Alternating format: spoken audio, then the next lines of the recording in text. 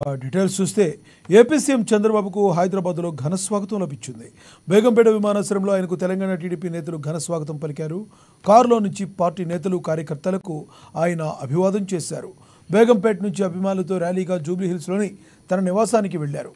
హైదరాబాద్ నగరమంతా చంద్రబాబుకు ఆహ్వానం పలుకుతూ టీడీపీ నేతలు ఫ్లెక్సీలు, కటౌట్లు ఏర్పాటు చేశారు.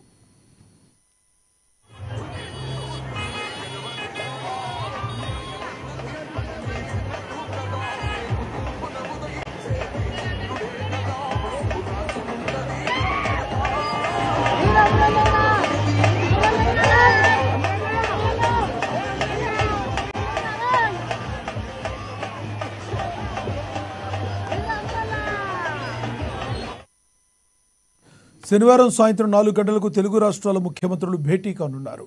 ప్రజాభవన్లో చంద్రబాబు, రేవంత్ భేటీ జరగనుంది.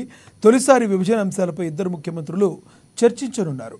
సమావేశంలో ప్రధానంగా షెడ్యూల్ 9, 10లోని సంస్థల విభజనపై చర్చించనున్నారు.